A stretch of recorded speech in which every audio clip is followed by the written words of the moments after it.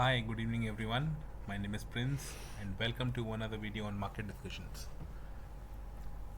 तो आज का दिन पॉजिटिव ग्रीन कैंडल रहा, स्ट्रेंथ अच्छी रही। आज अपन ने कितना क्लोजिंग की है निफ्टी में 166 पॉइंट्स का पॉजिटिव क्लोजिंग किया है 0.7%। बैंक निफ्टी में 1% के भी ऊपर क्लोजिंग की है और मोटा मोटा देखा जाए तो पूरा मार्केट आज पॉजिटिव था। सेंसेक्स भी 0.78%, नेक्स्ट 50 में भी 1% के ऊपर रही है, फिर निफ्टी में भी ऑलमोस्ट 1%, मिड कैप निफ्टी तो भाई 2% के लगभग पॉजिटिव रहा है। अब देखिए दो चीज़ हैं एक तो आरबीआई ने नोटिफाई किया था कि वो ओपन मार्केट ऑपरेशन में बॉन्ड को बाय करने जा रहा है और 80,000 करोड़ रुपए सिस्टम में डालेगा। अब देखिए ओपन मार्केट ऑपरेशन होता क्या है, मैं आपको बता देता हूँ। गवर्नमेंट की ना बॉन्ड्स होती हैं, अलग अलग टाइम पीरियड मेच्योरिटी होता है, किसी की 8 साल होती है, किसी की 10 साल 12 साल। और पैसा या तो सिस्टम में आरबीआई डालता है, मतलब जब सिस्टम बोलते हैं यानी RBI is banker of the bank, ठीक है। तो यूजुअली देखिए एक बैंक ले लीजिए, कोई भी एसबीआई, कोई भी आपका बैंक होगा, एक्सिस होगा, रूरल रीजनल बैंक होगा, आरआरबी होगा, लोकल एरिया, कोई भी बैंक अगर होता है ना तो उसके पास एक तरफ एसेट एक तरफ लाइबिलिटी। तो बैंक के पास पैसे कैसे आते हैं, आप और हम जब अपने जो पैसे डिपॉजिट करते हैं ना सेविंग्स अकाउंट में, तो जैसे आप मान लीजिए आपने 1,000 रुपये डिपॉजिट किए हैं, आपकी सैलरी मान लीजिए 5,000 रुपये सैलरी आती है, तो आप 5,000 रुपये हर महीने जमा करते हैं, आप 3,000 रुपये खर्च करते हैं, 2,000 रुपये आपके में हमेशा एक्यूमुलेट होता है। तो एक साल बाद 24,000 रुपये आपका बचेगा। अब मैं दूसरा कस्टमर हूँ, एक आप कस्टमर थे, आपने 24,000 रुपये साल में बचाए, मुझे भाई ज़रूरत 10,000 रुपये की है, तो बैंक के पास 24,000 रुपये पड़ा हुआ है, वो 10,000 रुपये मुझे लोन में दे देगा और फिर मुझसे चार्ज करेगा मान लीजिए 10%, तो मुझसे वो 11,000 रुपये वापस लेगा, जिसमें से आपको वो कितना इंटरेस्ट देता है, 2-2.5% का जो सेविंग्स अकाउंट पे मिलता है। तो इस तरीके से काम करते हैं। पर होता क्या है, मान लीजिए बैंक के पास 24,000 रुपये थे और मेरी जगह कोई ऐसा बड़ा कस्टमर आ गया जिसको 50,000 रुपये की ज़रूरत थी, तो 20,000 तो 24,000 तो वो आपके से दे देगा, बच्चे जो 26,000 रुपये हैं वो कहाँ से लेगा, वो हो जाता है आरबीआई के पास और आरबीआई से बोलता है कि मुझे ना पैसे चाहिए टेम्प्ररी बेसिस पे। तो ये खैर इकोनॉमिक्स में अगर आप जाएंगे तो आप अलग अलग चीज़ सीखेंगे कि रेपो रेट पे वो मनी बोरो कर सकता है, बट आप मान के चलिए एक और तरीका होता है जिससे आरबीआई कंट्रोल करता है मनी सप्लाई मार्केट में, वो होता है open market operation. Government bonds को या तो बाय करता है या तो सेल करता है। अगर तो इन्फ्लेशन ज़्यादा बढ़ गया है, महंगाई ज़्यादा बढ़ गई है, तो फिर वो पैसे को सक करता है सिस्टम में से, तो वो करने के लिए वो बॉन्ड्स को सेल करेगा।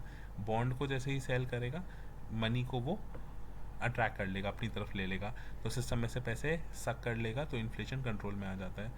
और वाइस वर्सा, अगर सिस्टम में लिक्विडिटी बढ़ानी है, पैसे का इन्फ्लो बढ़ाना है, ये तब होता है जब आरबीआई के दो मोटिव होते हैं, समझ लीजिए। प्राइमरी मोटिव उसका होता है इन्फ्लेशन को कंट्रोल रखना 2 से 6% के बीच, दैट इज़ 4% +-2, तो 2% से 6% की एक मार्जिन होती है जिसके बीच में इन्फ्लेशन रखना पड़ता है। तो फर्स्ट टारगेट आरबीआई का होता है इन्फ्लेशन को कंट्रोल करना, महंगाई को कंट्रोल करना। जब ये वाला जो एम है, ये वाला जो टारगेट है वो अचीव हो जाता है, फिर सेकंड जो टारगेट रहता है आरबीआई का वो होता है इकोनॉमिक ग्रोथ, कि भाई इन्फ्लेशन को कंट्रोल में रखो और उसके बाद इकोनॉमिक ग्रोथ करते हैं कंट्री की। तो अब जबकि इन्फ्लेशन, अभी आपने देखा होगा, न्यूज़पेपर फॉलो करेंगे या अभी बता देते हैं आपको कि रिसेंटली जो डेटा पब्लिश हुआ है वो यह है कि इन्फ्लेशन जो है वो बहुत ही टारगेटेड उसमें चल रहा है, यानी आरबीआई की जो बात है एक फॉलो करने की कि इसके बीच में रहेगा, उसके बीच में है। तो इन्फ्लेशन हो गया, अब इकोनॉमिक ग्रोथ करनी है, तो इकोनॉमिक ग्रोथ के लिए क्या है, पैसे को वो इन्फ्यूज़ करेगा सिस्टम में और ज़्यादा लिक्विडिटी लाएगा। तो उसके लिए उसने अभी कल जो अनाउंसमेंट किया है कि वो गवर्नमेंट बॉन्ड्स को बाय करेगा। तो बाय क्या होगा, जिन लोगों के पास होगी, जिन भी बैंक्सों के पास एनबीएफसी के बाद वो होंगी, वो उसको देगा और वो इन रिटर्न आरबीआई उनको पैसे देगा। तो सिस्टम में पैसे आ जाएंगे जिससे लोन देने की एबिलिटी जो होती है बैंक्स की, एनबीएफसी की, वो बढ़ जाएगी। जिसको भी बिज़नेस वगैरह करना है, बिज़नेस एक्सपेंड होगा, नहीं तो और ज़्यादा लोन लेके जो ऑलरेडी कंपनीज़ हैं वो अपना जो प्रोडक्ट्स बना रही हैं उसको, प्रोडक्शन को एनहेंस करेंगी, जिससे लेबर को पैसा मिलेगा, मतलब बेसिकली पैसा फिर पूरी इकोनॉमी में फैलेगा। तो होता क्या है, लॉन्ग टर्म पे जैसा कि आप समझेंगे कि पैसा वहाँ आया, फिर लोन्स में गया, वहाँ से कंपनी ने लेबर को पैसा दिया, मशीन्स खरीदी, तो वहाँ पे जो काम कर देंगे उनको बनाने वाले, तो मतलब ओवरऑल इकोनॉमी को एक इकोनॉमिक बूस्ट मिलता है, तो जिसकी वजह से एक पॉजिटिव किसी भी काम कंपनी के लिए, stock market is basically the profitability of companies. तो भाई अगर दिख रहा है कि पैसा आ रहा है जिसकी वजह से प्रोडक्शन बढ़ेगा, तो कहीं ना कहीं पॉजिटिव है मार्केट के लिए, इसलिए आज कहीं ना कहीं मार्केट इसको एक पॉजिटिव दिया। एक न्यूज़ वो इस न्यूज़ ने देखा जाए तो कहीं ना कहीं बचा के रखा आज ट्रम्प के टैरिफ वाले उससे डर से।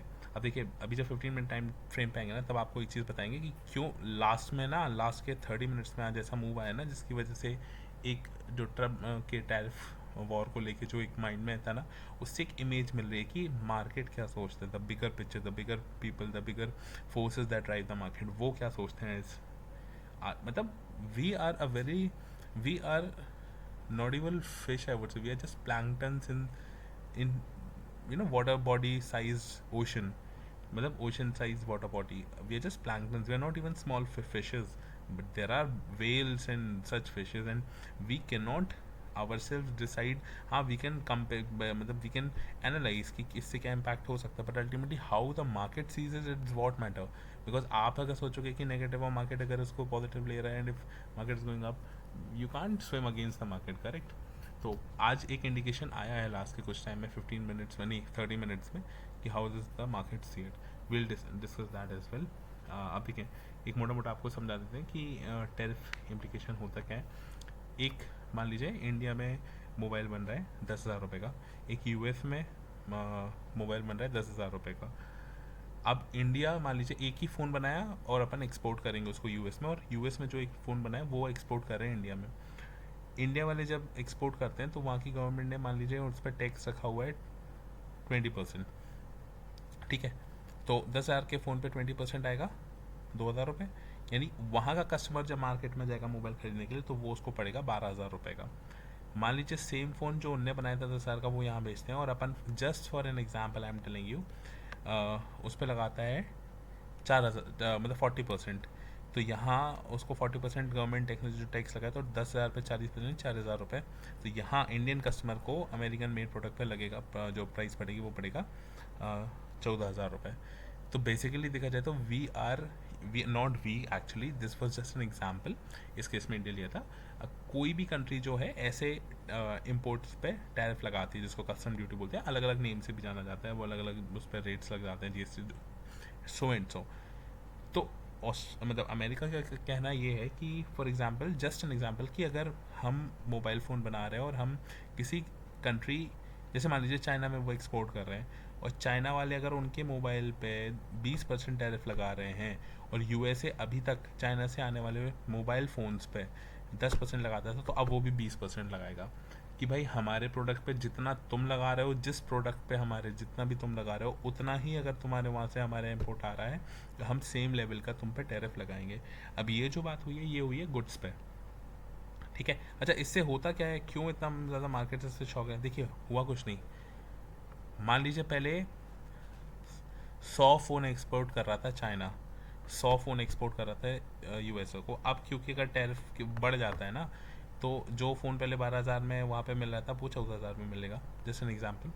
तो उससे होगा कि पहले 100 फ़ोन बिक रहे थे तो अब 70 फ़ोन बिकेंगे, तो जो 30 फ़ोन जो कम बिके ना, इससे बिजनेस की जो वॉल्यूम है, जो रेवेन्यू है, वो कम हो जाता है किसी भी कंपनी का। और अगर रेवेन्यू कम हो रहा है तो फिर अल्टीमेटली वो आपको बैलेंस शीट पर रिफ्लेक्ट करेगी, आपका प्रॉफिट मार्जिन भी कम हो जाएगा। Revenue is basically the business you are doing, correct, turnover जिसको आप बोलोगे, वो ही अगर कम हो जाएगा तो ऑब्वियसली प्रॉफिट भी कम होगा। तो that is how it impacts any business. और अल्टीमेटली अगर एक कंपनी का बिजनेस कम हो रहा है तो उसकी स्टॉक प्राइस पे भी वही रिफ्लेक्शन होगा, तो ऐसे ही ओवरऑल मार्केट पे भी वही इन्फ्लेक्शन होगा, क्योंकि जब एक country tariff war means not on mobile phones, not on autos, it's about everything. तो इस तरीके से ये इम्प्लाइज होता है, आपको बहुत सिंपल लैंग्वेज में समझाया। अब देखिए ये जो बात चल रही है टैरिफ की, रेसिप्रोकल टैरिफ की, वो है सिर्फ गुड्स पर। तो इस चीज़ को लेके ऑटो के स्टॉक्स तो जो रहे हैं, जो फार्मा के स्टॉक्स रहे हैं, ये कहीं ना कहीं इंडियन मार्केट में अफेक्टेड रहे हैं।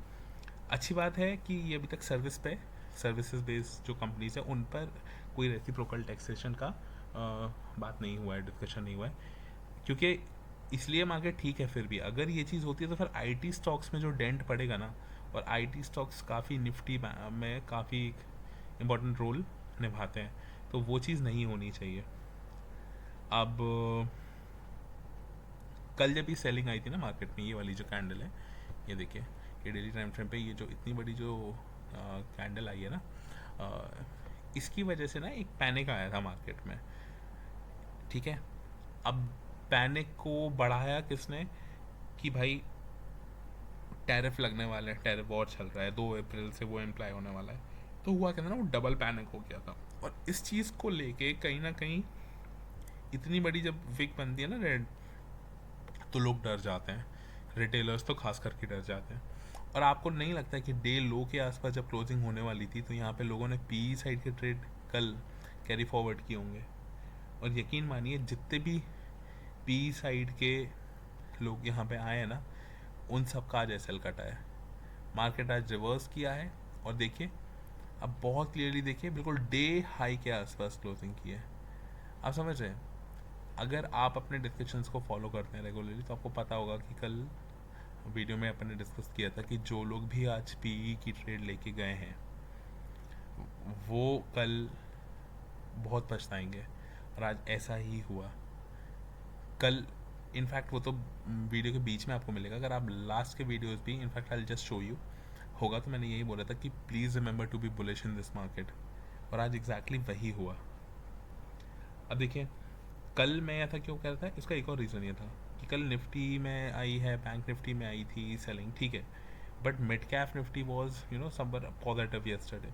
तो जब ओवरऑल मार्केट में सेलिंग नहीं आती है ना, तो that shows the strength of the buyers कि भाई buyers are not giving that much easily. Just imagine, इतनी बड़ी रैली के बाद थोड़ा सा कंसोलिडेशन तो होगा ही। अब उस कंसोलिडेशन में भी अगर एक दिन इतनी बड़ी कैंडल आ गई हो ना, और नेक्स्ट डे अगर ग्रीन कैंडल से उस प्राइस को वापस पुश कर दिया है, तो मान के चलिए the sellers are on, I mean the sellers can not enter, the buyers are still on.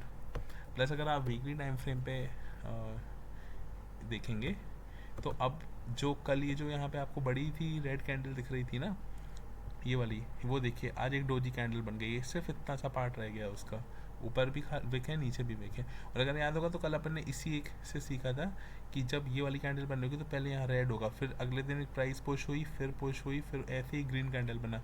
Exactly हम इसमें यही चीज़ जानते। कल जब ये रेड था, हमने बोला था कि ऊपर पुश करेगा, देखिए आज पुश हो गई प्राइस, एक डोजी बन गई। अब देखिए अगले 2 दिन में ना इस प्राइस को पुश कर करके कहीं ना कहीं इसको यहाँ से ऐसा ना एक ग्रीन कैंडल में कन्वर्ट करना चाहिए, ऐसा हमें लगता है कि ना ऐसा ग्रीन कलर का यहाँ हो जाएगा, तो ग्रीन कलर की कैंडल बननी चाहिए।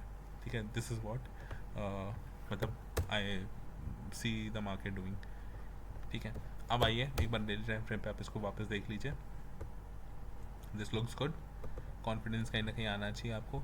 अब देखें, एक बात यह कि जो मेजर ट्रेंड लाइन के बाद एक जो मतलब माइनर ट्रेंड लाइन जो भी बनी है छोटी सी, इसको अभी तक अपन ने क्रॉस नहीं किया है, बट हाँ हमें लगता है इस वीक को यहाँ पे क्रॉस करना चाहिए। और हमने कल भी बोला था कि अब हम 24,000 पे कोई स्टॉप नहीं देख रहे हैं निफ्टी का, सीधा 25,000 पे देख रहे हैं स्टॉप। एक चीज़ वीकली टाइम फ्रेम पे आपको दिखा दिया है, डोजी टाइप हो गया है। नेक्स्ट 2 डेज़ क्यों इंपॉर्टेंट होने वाले हैं, क्योंकि नेक्स्ट 2 डेज़ यहाँ से प्राइस को पुश करेंगे, तभी वो जाके एक ग्रीन कैंडल में वीकली टाइम फ्रेम पे बनेगी। अब देखिए चार्ट में ना, आज 15 मिनट टाइम फ्रेम पे पहले देख लीजिए क्या हुआ है। ये देखिए आज 15 मिनट टाइम फ्रेम पे ये हुआ है, ये थी फर्स्ट कैंडल्स की, ये देखिए फर्स्ट कैंडल थी, अच्छी स्ट्रेंथ, एक्चुअली ओपन हुआ था ऊपर पर नीचे आया सेम उससे, मतलब एक यहाँ पे एक ब्रेकआउट लेवल, ये मान लीजिए ब्रेकआउट लेवल के नज़दीक ही आया, टच भी नहीं किया, ऊपर गया वापस। अच्छा देखिए अगली कैंडल भी ना अच्छी खासी पॉजिटिव थी ग्रीन, बट वो क्लोज ना नीचे हुई, बिल्कुल उल्टा इन्वर्टेड हैमर बनाया है इसने।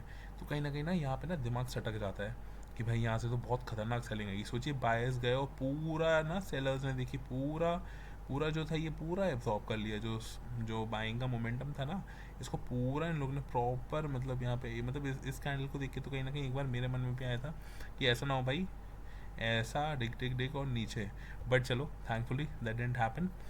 अगली कैंडल जो नीचे आई ना, आई वाज जस्ट वेटिंग कि ये कहीं ना कहीं ब्रीच हो, बट नहीं हुई, और इसने ना ग्रीन कैंडल बना दी यहाँ पे छोटी सी। अब just imagine a green candle with so much long wick. अच्छा, इसके बाजू में थी एक ग्रीन कैंडल अच्छी खासी बॉडी वाली, और इसके बाजू में रेड हल्की सी सेलिंग आई, यानी माने बायर्स आए, बायर्स ने एंटर किया मार्केट, सेलर्स ने उनको नीचे पुश किया। अगर तो एक और रेड कैंडल आ जाती ना, कि अगर मतलब अच्छी खासी स्ट्रेंथ यहाँ पे, अगर ये जो इतनी बड़ी जो ये दिख रही थी ना बॉडी रेड वाली, अगर ये बन जाती तो फिर 100% मार्केट बहुत नीचे जाता। बट हुआ क्या ना, यहाँ पे ना बायर्स ने इस पॉइंट पे डिसाइड किया कि नहीं आज इतने आसानी से हम गिव अप नहीं करेंगे, और यहाँ से उन्होंने पूरा एब्जॉर्ब करना स्टार्ट किया सेलिंग को। और देखिए कितने अच्छे से बाइंग उन्होंने की कि इसको ग्रीन कैंडल, और जहाँ ये ग्रीन कैंडल बनी था, वैसे अपना 15 रूल क्या कहता है, 15 मिनट रूल, हाई को मार्क करो, लो को मार्क करो।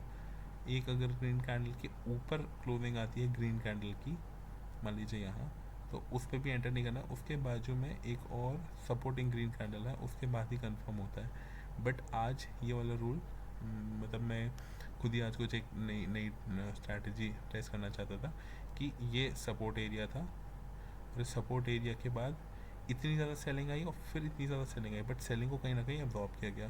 तो क्या इतनी बड़ी विक को हम प्ले कर सकते हैं किसी तरीके से? और इसको देखने के लिए आज हमने ग्रुप पे एक चीज़ डाली थी। आइए सीधा ग्रुप पे चलते हैं, देख लेते हैं क्या हुआ था डिस्कशन। देखिए ये वही वाली कैंडल है जो थर्ड कैंडल अपन देख रहे हैं, और ये टाइम है 9:52 मिनट्स रह गए this candle. Now read, look at the size of the wick of that last 15-minute running candle. Today let's try to learn something new together. If we get such long wick near a support area, should we enter long? ठीक है, should we enter long even if we didn't get a green candle above 15-minute candle and a supporting candle next to it? मतलब अगर अपना 15 minute वाला rule भी follow नहीं हो रहा है, और if we get such long wick green candle at near support, क्या करना चाहिए? एंटर यहाँ से C side. By the end of the day we shall answer this. तो भाई पहले इसका ही आंसर ले लेते हैं लास्ट में। अब जब आज आप मार्केट देख लीजिए 15 मिनट का क्या हुआ, गया क्या, इसके कहीं आया भी नहीं है, आधी बॉडी भी ब्रीच नहीं हुई, आया ऊपर गया।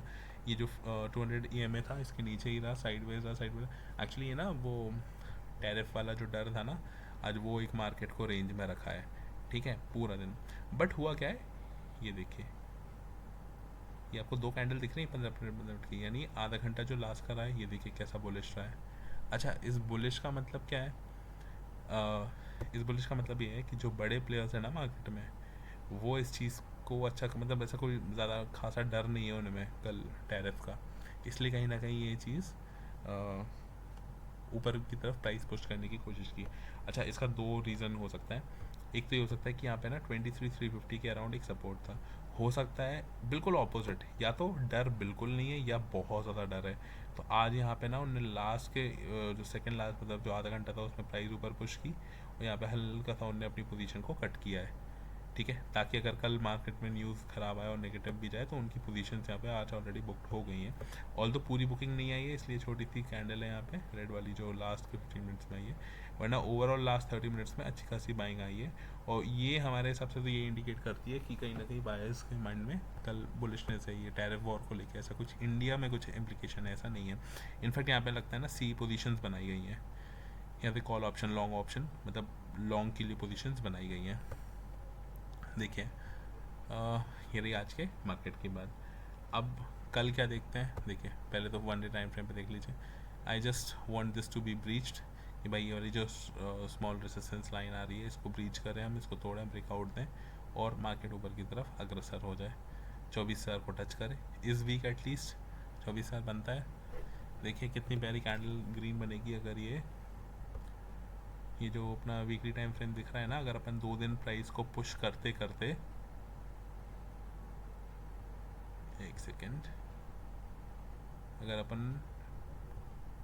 अपन प्राइस को ना अभी यहाँ पे ऐसे पुश करते करते यहाँ तक ऐसा ले जाएं 24,000 तक, कितना प्यारा ग्रीन कैंडल लगेगा, ये ग्रीन कैंडल बन जाए अगर तो, और ये तो और भी खूबसूरत लगेगा ये इसके ऊपर ही बंद हो जाए।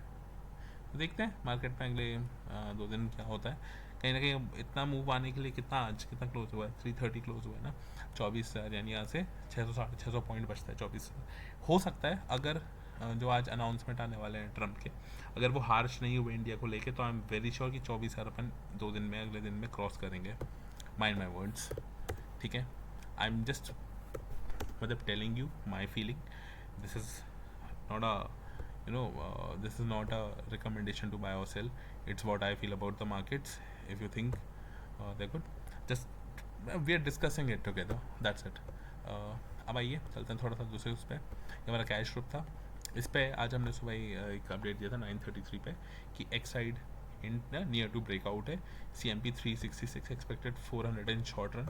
अब जरा कैंडल देखिए इसकी 1 डे टाइम फ्रेम कहाँ थी, ये अपने 50 EMA के भी नीचे थी, यानी जो 2 सपोर्ट, ये जो 2 लाइन बनाई उसके भी नीचे थी। और आज एक्साइडेंट, ये देखिए एक्साइडेंट यहाँ पर थी, इसके नीचे ये पूरा एक ग्रीन परफेक्ट बना के गई। अब इसका इंपॉर्टेंट लेवल ना ये है, इसको ना थोड़ा सा डार्क कर देते हैं। ये देखिए एक बार इसको क्रॉस करेगी ना तो वो इसका मूवमेंट ना यहाँ तक देख रहे हैं, देखिए ये आएगा यहाँ पे, देखिए सपोर्ट सपोर्ट, ये देखिए एक बार इसको क्रॉस किया तो रेसिस्टेंस रेसिस्टेंस, यहाँ देखिए रेसिस्टेंस। अब अगर इस बार इसको यहाँ से क्रॉस किया ना तो ऐसा जाएगा एक बार इसके नज़दीक, यहाँ पे देखिए ये भी एक इम्पॉर्टेंट चीज़ है, ये रेसिस्टेंस सपोर्ट रेसिस्टेंस, यहाँ पे हर्डल लेगा ये जो कि है 388 के अराउंड, बट यहाँ से 388 आने के लिए भी 370 है, 18 पॉइंट यहाँ पे मूव है। और अगर इसको भी अभी जो 2 दिन 3 दिन जो बुलिश है अगर अच्छा रहा ना, ये जो 200 EMA आ रहा है ये लगभग 400 पे है, देखिए अभी 404 है, 400 के लगभग आ रहा है, तो 400 के लगभग, इसलिए वो टारगेट जो ग्रुप ने दिया था कि भाई 400 के लगभग, एक सेकेंड दिखा देते हैं कि एक्सपेक्टेड 400 इन शॉर्ट टर्म, इसलिए। दूसरा देखिए Jubilant food looking strong for a breakout. अब देखिए जुबलेंट का क्या आज क्या रहा है, कल था ये देखिए डोजी टाइप कैंडल थी इसकी छोटी सी, और आज देखिए जुबलेंट फूड वो कहाँ है, एक बड़ी सी ग्रीन कैंडल बनाया। और तीसरा चीज़ आज जो दिखा इंडियन एनर्जी एक्सचेंज, आप देखेंगे ये ना एक अच्छे बुल रन के बाद एक ना बहुत प्यारा बेस फॉर्मेशन कर रहा है, तो अगर एक बार ये 179 180 के ऊपर टिकता है 180 के ऊपर, तो फिर भैया अगला 20 से 30% इसमें मूव आना चाहिए। और ये वो वाले स्टॉक हैं जो बहुत ईजिली मूव करते नहीं, उसके बाद भी 20-30% यानी काफ़ी अच्छे मूवमेंट आएंगे, तो ये 3 स्टॉक रडार पे रखिएगा। और देखिए आज क्या बात करते हैं, ठीक है ये वाला जो अपन का थॉट था वो अपन ने डिसाइड किया। एक ये ऐसा ना वो मेरा खुद का पर्सनल एक वो था जुबलियन फूड पे कल वो ब्रेकआउट के उस पर लिया था, 10 पे एंट्री थी, आज 15.8 क्या है, 15.8 नहीं गया एक्चुअली, ये देखिए क्लोज हुआ है 17.2 पे, हाईएस्ट था इतना, यानी 70% के ऊपर प्रॉफिट है। अपने हिसाब से 50% पे 50% तो क्या ही बोले, हो सकता है कल खुलते ही शायद वो 20-22-25 हो, बट अगर नीचे खुलता है तो कहीं भैया 20% पे स्टॉप लॉस लगा के 12 पे 13 पे अपने हिसाब से 20-30% पे स्टॉप लॉस अपने हिसाब से करिए मैनेज, है ना। अब ये देखिए निफ्टी का फ्यूचर देखिए बेस फॉर्मेशन हो रहा था, preparation for rally up to 25 this time, ये क्वेश्चन था हमारा, ये 15 मिनट टाइम फ्रेम पे ना एक बढ़िया बेस फॉर्मेशन, ऑल तो देखा जाए तो लास्ट के 15 मिनट्स में इसने इसको ब्रेकआउट दे दिया है इसका। अब एक बाजू में बस एक सपोर्टिंग कैंडल अगर कल ग्रीन आती है, यकीन मानिए बहुत अच्छा मूवमेंट आएगा निफ्टी में। ये बात रही निफ्टी की। और आज डाउ जोन्स जो है ये आपने कल ही देखा था 500 पॉइंट का बेस फॉर्मेशन, देखिए ये वाला बेस कल अपन ने बनाया था और यहाँ से मूव आया इतना ऊपर, फिर अब यहाँ पे एक अगला बेस बना रहा है। Earlier we learn the importance of base formation and breakout and now tested with Dow Jones again, now base formation at upper level, let's watch. और अभी अगर मैं आपको एक अपडेट बताऊँ तो इसकी जो करंट कैंडल है वो यहाँ तक आई नीचे, फिर एक कैंडल आई ऊपर, और फिर अब यहाँ पे एक ऊपर, और अब इसका भी ब्रेकआउट आ रहा है, कहीं ना कहीं ये कैंडल लगभग 300 के लेवल पहुँच चुकी है। अब देखते हो कितना आएगी आज, क्योंकि आज यूएस मार्केट्स काफ़ी वॉलेटाइल रहेंगे, यूएस मार्केट्स में वॉलेटिलिटी ना बहुत ऐसी रहेगी, ऊपर नीचे ऐसे ऊपर नहीं, बस अल्टीमेटली प्रे करिए कि ऊपर ही रहे, है ना, और उनका रहे ना रहे अपना तो रहे, सिंपल सी बात। तो ये रहा हमारा डिस्कशन। कल मार्केट को मैं कैसे देखता हूँ, हाँ इम्पॉर्टेंट चीज़ वो मैंने आपको बताई दिया कि मैं 24 साल क्रॉस करते देख रहा हूँ, बस बात इतनी सी है कि जो अपने ट्रम्प है उनको कुछ बहुत ज़्यादा excessive harsh action against India, मतलब वही टैरिफ वाला चीज़ है वो इंडिया पे ना ज़्यादा एप्लीकेबल हो। आप ना एक बस एक बात मान के चलिए, टैरिफ वॉर जो है सबसे ज़्यादा चाइना को हर्ट करने वाला है, इंडिया को क्या उससे फ़ायदा हो सकता है ये मैं आप पे छोड़ता हूँ। मैंने ग्रुप पे चीज़ शेयर की है, एक्सप्लेन करने की तरह एक आर्टिकल डाला था जिसमें क्लियरली बता रहे थे कि लॉन्ग रन पे इंडिया को इस चीज़ से फ़ायदा होगा। कल की वीडियो देखिए, उसमें ये वो स्क्रीनशॉट मैंने शेयर भी किया था, अब चाहे तो मैं एक बार फिर से दिखा देता हूँ, देखो read this, India could see limited downside, जो हमने बोला था पूरा हो गया है, strategic advantage will begin tomorrow, ये हमने एग्जैक्टली कल की वीडियो में बोला था, और आज वही चीज़ दिखी है, एक बहुत प्यारी फुल बॉडी ग्रीन कैंडल आज अपन को देखने मिली है। Don't be afraid of the markets, I am still telling you, B bullish in this market, you will earn money, be bullish, follow some basic rules like 15-minute rule and be bullish, try to be active on the group, whenever I provide anything on the group, that is my personal, that is my personal view. You should apply your brains, consult your financial advisor before getting into any trades. Possibility is what the markets are run on, traded on, and I just give you my perspective. Then signing off with a good thought that Indian markets will soon be, मतलब in this week itself, है ना, April series would be very good, and I think 25,000-25,000 के लगभग अगर अपन ख़त्म कर पाएँ अप्रैल को 26,000 के लगभग, it would be beautiful. Last 6 months Indian markets have seen bloodbath like hell. जब वो हुआ है तो प्रॉफिट बुकिंग भी हुई है, FIIs are coming back, which is a good news, and they have a lot of cash. Let them put the cash into Indian market and let the market be bullish like anything. Let's touch new heights this year. Jai Hind. Signing off. Good night. Take care of your health. See you tomorrow after the market hours. Join the group if you need to. This is the cash group. This is the link. This is the link of the cash group Telegram channel for stocks views, and this is future and option about market discussions. Alright then, signing off. Good night. Bye bye.